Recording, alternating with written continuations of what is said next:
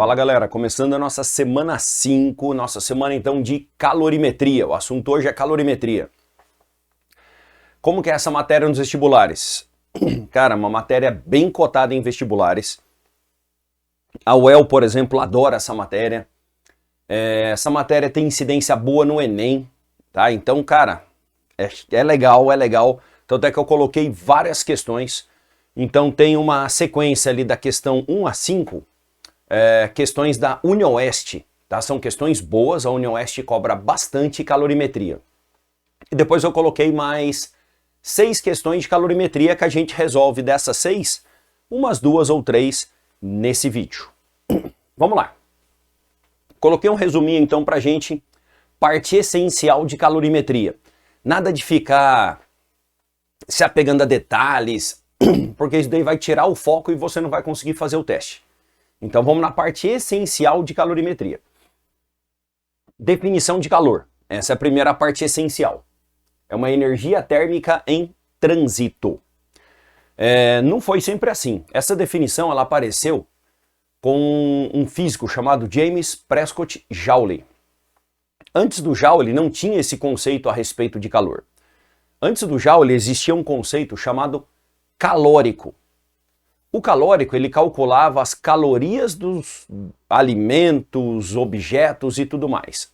Então para eles, o calórico era uma energia armazenada nos corpos. Por isso que a gente calcula hoje as calorias dos alimentos e tudo mais. Só que nós chamamos isso de calor de combustão. E não calor armazenado no alimento, é calor de combustão. É o calor liberado pela combustão do alimento, do combustível e tudo mais. Essa teoria ela falhou uma época. Era assim,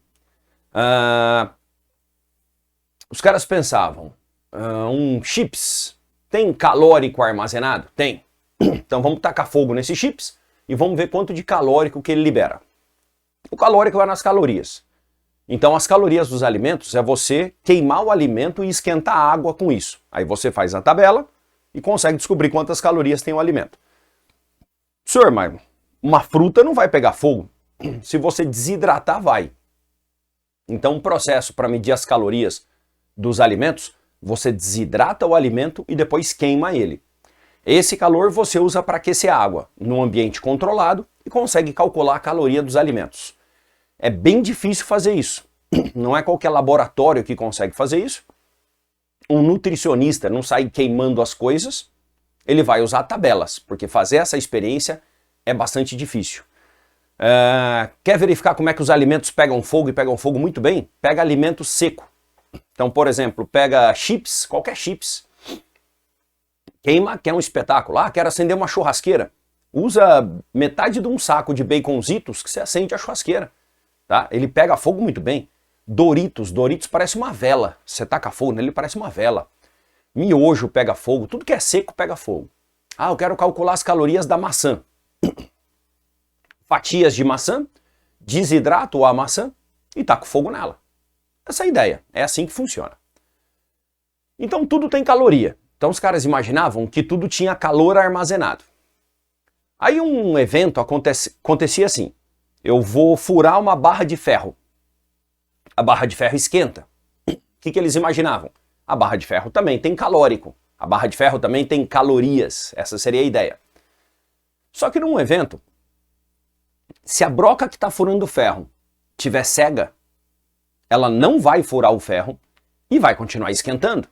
Aí eles imaginavam, caramba, eu não estou furando o ferro, mas está esquentando. Eu estou liberando o calórico do ferro. Será que o ferro tem calórico infinito? Não é condizente, concorda? Não é uma teoria boa. Nesse momento entrou o Joule. Falou que aquele calor que estava sendo liberado do aquecimento do ferro não eram as calorias do ferro. Não é que o ferro tinha caloria. Era a energia mecânica da broca que era convertida em calor. Pra gente faz todo sentido hoje, mas na época não fazia. Eles não aceitavam que a energia mecânica virava calor. Aí o Joule fez inúmeros experimentos mostrando que a energia mecânica virava calor. Foi aí que nós tivemos um conceito moderno de calor.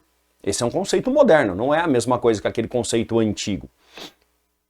Então o calor Na unidade antiga, ele é dado em joule, em homenagem à teoria do calórico. Nós calculamos as calorias. Desculpa, na unidade antiga é caloria, em homenagem à teoria do calórico. E na unidade moderna é dada em joule. E existe a conversão, né? Caloria para joule. Qual que é essa conversão? Vamos colocar aqui no cantinho.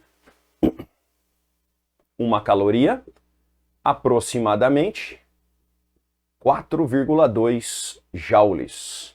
Tá aí, ó. Teoria do calórico. Então ela estava errada. Ela estava errada. Com a teoria do joule, a gente descobriu então que calor é um fluxo de energia. É energia térmica em trânsito. Eu tenho um objeto que está aquecido, tenho um objeto que está mais frio. O calor vai fluir do aquecido para o frio. Então calor é uma energia térmica em trânsito motivado por diferenças de temperatura, que é o que está escrito aqui, ó, energia térmica em trânsito. Agora a gente pode continuar calculando a caloria dos alimentos. Calor de combustão. Não é que ele tem calor armazenado. Ele tem energia armazenada. Quando você queima, ele libera esse calor. Chama-se calor de combustão. Queima o alimento, calcule as calorias do alimento. A água não tem caloria. Então por isso que eu devo desidratar os alimentos antes de tacar fogo. Tendo uma noção então dessa grandeza chamada calor, quais são as grandezas da calorimetria? O que a gente usa na calorimetria para calcular tudo? São 3. Calor específico, a letra é Czinho. Capacidade térmica, a letra é Czão. E calor latente, a letra é L. Tá? Cada um com a sua letra. Vamos colocar aqui pequenininho. Calor específico, Czinho. Capacidade térmica, Czão. E calor latente, L. Em verde, cara, eu indiquei quando usar cada uma dessas grandezas. Quando que eu uso calor específico? Quando eu estou trabalhando no aquecimento ou redução de temperatura, é lógico, de substâncias. Eu vou aquecer água, vou aquecer chumbo, vou aquecer ferro, vou aquecer óleo, aí eu vou usar o calor específico. Capacidade térmica é usada no aquecimento ou redução de temperatura de objetos. Então eu vou aquecer a panela, eu vou aquecer a xícara, eu vou aquecer o forno, objetos. Então quando trabalhamos com objetos, nós informamos a capacidade térmica deles. Qual a capacidade térmica desse forno? Quanto maior a capacidade térmica, mais difícil aquecer e mais difícil esfriar. Uma chapa grossa de metal tem elevada capacidade térmica. Vai demorar para aquecer e vai demorar para esfriar. Já o calor latente, ele é usado nas mudanças de estado físico. Calor latente usado nas mudanças de estado físico, que é o QMOL. Quais são as mudanças de estado físico? Então você tem a fusão. Fusão é do sólido para o líquido. Você tem a ebulição, do líquido para o vapor. Aí você tem o contrário. A condensação, que é do vapor para o líquido, e a solidificação, que é do líquido para o sólido. Sempre que você tem, então, essas mudanças de estado físico, a gente vai usar o calor latente, vai usar o QMOL. Aqui são as 3 equações. 90% dos testes trabalham no QMACET. Massa da substância, calor específico da substância, variação de temperatura. Quem manda na unidade é o Czinho. Então, putz, eu fiquei na dúvida em qual unidade usar. Siga a unidade do Czinho. Tá? E o que é a quantidade de calor? Que unidade que vai aparecer? Joule ou caloria? Quem manda é o Czinho. Nessa equação, quem manda é o Czão. Nessa equação, quem manda é o L. Então, essas grandezas mandam nas unidades da equação. Famosíssima QMACET, 90% dos testes de calorimetria é ela que você vai ter que usar. QCET. Só vai usar se tiver aquecimento ou redução de temperatura de objetos e ele fala no exercício o termo capacidade térmica. Calor latente só é usado nas mudanças de estado físico. Então ele vai falar que rolou uma mudança de estado físico. Massa e calor latente. São as 3 equações da calorimetria. Acontece muito trocas de calor. Tá? Trocas de calor a gente trabalha bastante. Nas trocas de calor, nós escrevemos que o calor recebido mais o calor cedido é igual a zero. Tudo que recebe mais tudo que perde é igual a zero. Aqui, nas trocas de calor, é exercício. Tá? Então tem um monte de exercício de troca de calor.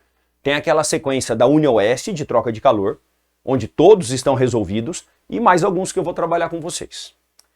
Além disso tudo, como o calor pode ser dado em joule, existe aquela equação que é uma das principais da física, que relaciona energia, potência e tempo, que é o empate. Energia, potência e tempo. Então, a partir do momento que você converte calor para joule, ele está com a unidade de energia. Energia, potência, tempo. Faz tempo que eu não vejo, cara, um Enem sem abordar isso daqui, ó. Isso daqui é muito abordado em provas como o Enem. O UEL, que pede pouca física, isso daqui é muito abordado. A calorimetria em si é muito abordado pela UEL. Então não vá para esses vestibulares, né, sem saber o seu que macete, sem saber uma troca de calor e sem saber um empate, energia, potência vezes o tempo. Massa? Tá dado o nosso resuminho de calorimetria. O que a gente faz agora? Questões. Então vamos dar uma olhadinha aqui nas questões. Deixa eu me mudar aqui para o cantinho. Certo. Questãozinha 6. O cara fala assim, ó. Devido ao aquecimento global, em determinado ano, a perda de gelo na Groenlândia foi da ordem de 4 vezes 10 elevado a 10ª toneladas. Considerando que o gelo estivesse inicialmente a 0 graus e que o calor específico da água fosse 4,2 vezes 10 a terceira joule por quilograma grau Celsius, e desprezando as perdas de calor, a quantidade de calor absorvido pela massa de água proveniente do gelo perdido na Groenlândia naquele ano, após a fusão, para que sua temperatura se elevasse até 10 graus Celsius, foi de quanto? Ele quer o calor absorvido pela água. Cuidado, hein, cara. Tem aluno que ao ler esse teste, ele grifa a palavra fusão. Quem sabe você grifou a palavra fusão? Se você grifou ela, você grifou errado, Zé. Não é a fusão que importa aí. Ele falou assim, após a fusão, ela já está no estado líquido e a gente vai aquecer. Só isso. Se ela está no estado líquido, desculpa, se ela está no estado líquido e a gente vai aquecer, é o que macete que eu tenho que usar. Então a questãozinha 6 é uma questão de aplicação simples do que macete. Vamos lá. Tô gravando aula de manhã, rapaz. E de manhã você fica com essa tossinha. Exercício 6. Que macete? A quantidade de calor eu vou achar. Quem manda na unidade? José. Quem manda na unidade? Calor específico. Tá em joule, tá em quilograma e grau Celsius.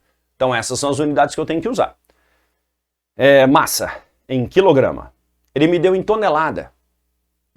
4 vezes 10 a décima. Toneladas. Não pode. Cada tonelada tem quantos quilos? Tem 1000. Então é só multiplicar por 10 a terceira. Então vai ficar 4 vezes 10 elevado a 13. Agora está em quilogramas. Eu não gosto de usar unidade na equação. Tá? Se você gosta, pode colocar. Calor específico, eu vou copiar o valor que ele me deu. 4,2 vezes 10 a terceira. E o aquecimento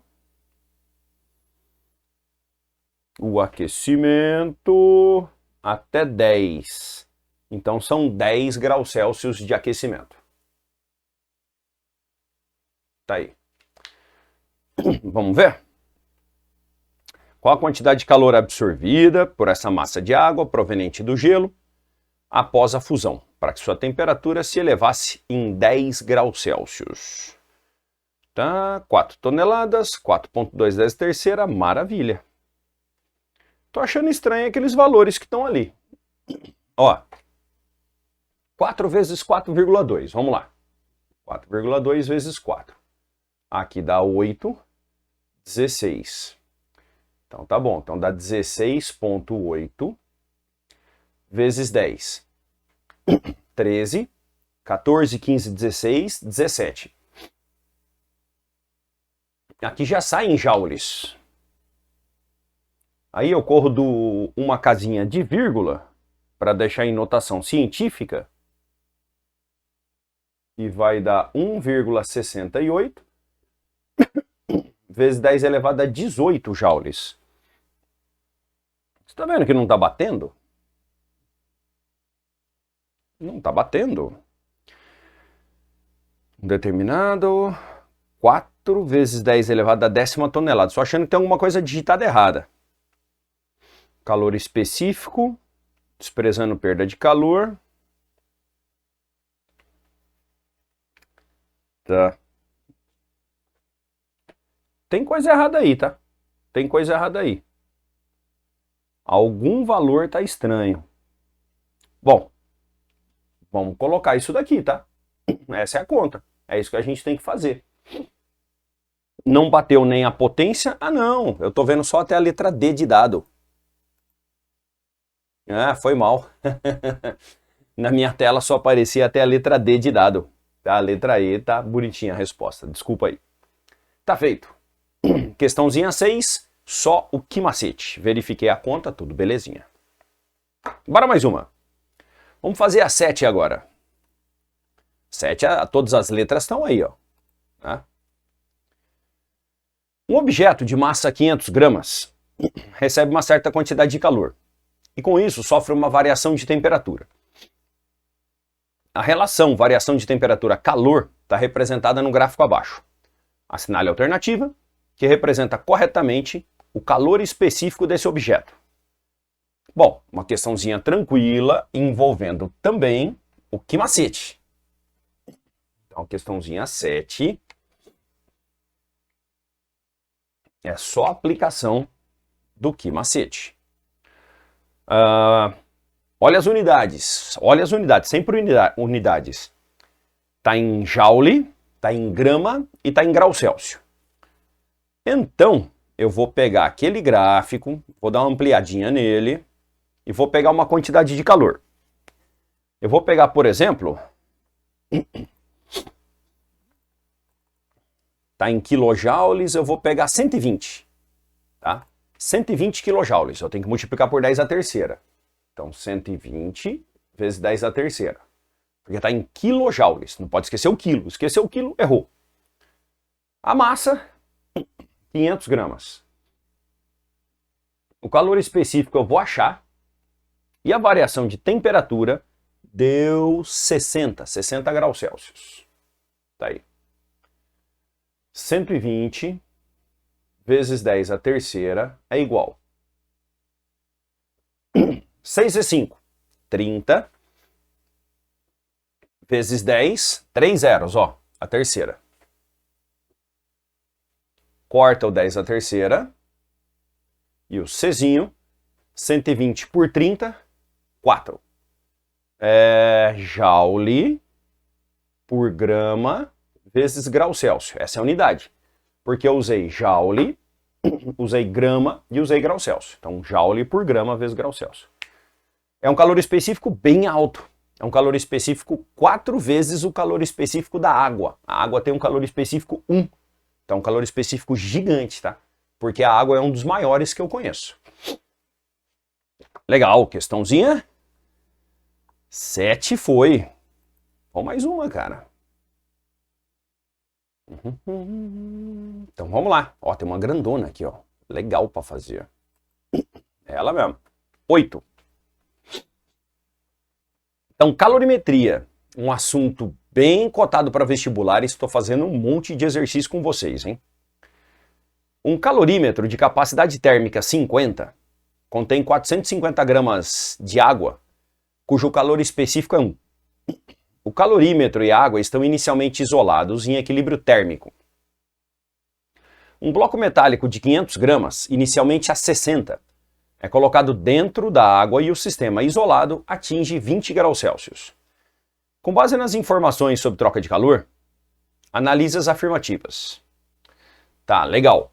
É um probleminha então de troca de calor.